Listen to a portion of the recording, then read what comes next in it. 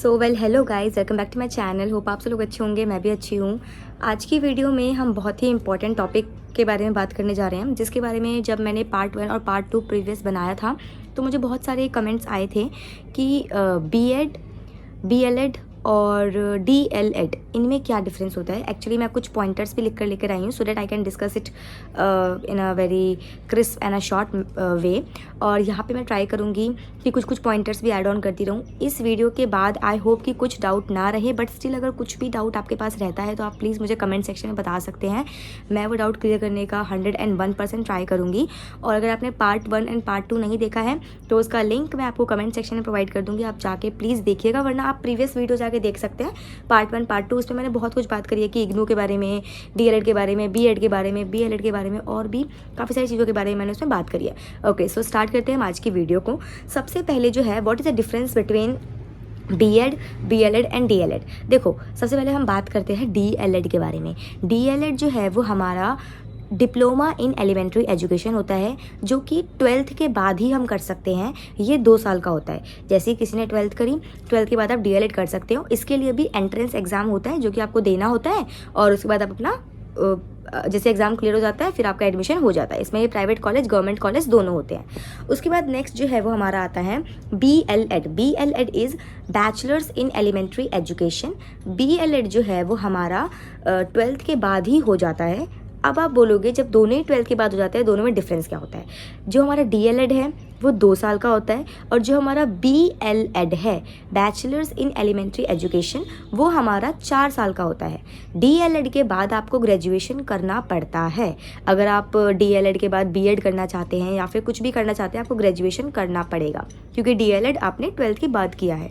But BElEd, bachelors in elementary education, उसके लिए आपको जो है वो कोई भी अलग से ग्रेजुएशन करने की नीड नहीं है, बिकॉज उसमें ऑलरेडी ग्रेजुएशन इंक्लूडेड होता है। जो बीएलएड है वो 4 साल का कोर्स होता है, जिसके अंदर ग्रेजुएशन और आपका टीचिंग कोर्स वो दोनों इन्वॉल्व होता है। आपको उसके बाद कोई ग्रेजुएशन करने की नीड नहीं है। और जो बीएलएड है उसके लिए भी आपको एंट्रेंस एग्ज़ाम देना पड़ता है। ठीक है, सेम वही क्राइटेरिया होता है जो हमारा एग्ज़ाम का रीजनिंग, हिंदी, मैथ्स, इंग्लिश जो आता है वही होता है। ठीक है, अब आता है हमारा बीएड। बीएड होता है बैचलर्स इन एलिमेंट्री एजुकेशन।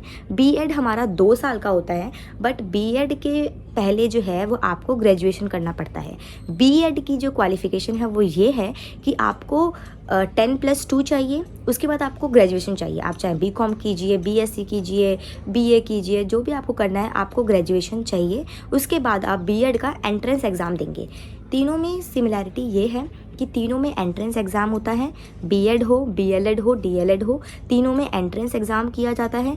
जो हमारा बीएड है वो हमारा 2 साल का होता है, डीएलएड भी 2 साल का होता है, बट जो बीएड होता है वो ग्रेजुएशन के बाद किया जाता है। जो डीएलएड होता है वो आफ्टर 12th आप कर सकते हैं। ठीक है, बीएलएड भी आफ्टर 12th कर सकते हैं, बट ये 4 साल का होता है, और इसमें जो है वो आपको ग्रेजुएशन करने की नीड नहीं है। इन तीनों कोर्सेज़ के बाद आप गवर्नमेंट टीचर और प्राइवेट टीचर दोनों की जॉब कर सकते हैं। अब आप गवर्नमेंट टीचर और प्राइवेट टीचर का क्या क्राइटेरिया होता है, क्या होता है, क्या नहीं होता है, वो मैं आपको नेक्स्ट वीडियो में बताऊंगी, बिकॉज वो एक अलग ही पार्ट हो जाएगा। तो नेक्स्ट वीडियो में आज ही मैं शूट कर लूँगी। एक्चुअली आज ही मैं सोची बैठी हूँ कि मैं 2 वीडियो और शूट कर लूँगी, क्योंकि होता क्या है ना, मेरे पास सिर्फ संडे टाइम मिलता है, because Monday to Saturday schools में जाकर पढ़ाना होता है। एंड अभी आजकल तो अगर आप में से कोई टीचर है वो मेरी वीडियो देख रहे हो तो आपको पता होगा कि बच्चों के रिजल्ट बन रहे हैं। टर्म 1 बच्चों का कंप्लीट हुआ है, तो बच्चों के ईआरपी पे रिजल्ट बन रहा है, बच्चों के सीबीएसई में रिजल्ट जाने होते हैं, और भी बहुत कुछ चीज़ें हैं जो भी चल रही है। प्लस अभी पिकनिक्स वगैरह ही बच्चों के स्टार्ट होंगे, प्लस अभी रिजल्ट बना के पहले तो देना ही बहुत बड़ा टास्क होता है। ठीक है, तो इसीलिए अभी मैं आज ही दोनों वीडियो शूट कर दूंगी। तो अगर आप मुझे सेम ड्रेस में, सेम गेटअप में देखेंगे तो प्लीज़ आप समझ जाना कि मैंने एक ही दिन वीडियो शूट करी है, because I don't have enough time. Because पता है, ये वीडियो शूट करने के बाद एडिट करने में भी इक्वली टाइम जाता है। तो मुझे शूट भी करना है, एडिट भी करना है, मेरे पास संडे का ही टाइम होता है, बिकॉज पूरा वीक मेरा ऐसे चला जाता है बच्चों का काम करने में ही, तो इसीलिए। और जब नेक्स्ट टर्म भी स्टार्ट होगा तो उसके लिए बहुत कुछ करना है। ओके, सो जो हमारा टॉपिक था बीएड, बीएलएड और डीएलएड, इनमें क्या डिफरेंस होता है, इनमें क्या सिमिलैरिटी है, वो मैंने बता दिया है। अब हम बात करते हैं कि इनके लिए क्या प्रिपरेशन करनी पड़ती है। सबसे पहला आपको 12th करना है, 10+2। उसके बाद अगर आप बीएड कर रहे हैं तो आपको ग्रेजुएशन करना है। अगर आप डीएलएड और बीएलएड कर रहे हैं तो आपको तैयारी करनी है रीजनिंग की, ठीक है, मैथ्स की, उसके अलावा आपको तैयारी करनी है इंग्लिश की, हिंदी की और टीचिंग टीचिंग एप्टीट्यूड की। इसमें क्या होता है, टीचिंग एप्टीट्यूड में तो बेसिक क्वेश्चंस पूछे जाते हैं कि अगर आप टीचर होंगे तो आप इसकी जगह क्या करेंगे, थोड़े लर्निंग डिसेबिलिटीज़ के बारे में पूछ लेंगे, थोड़े थोड़े न्यू रूल्स के बारे में पूछ लेंगे।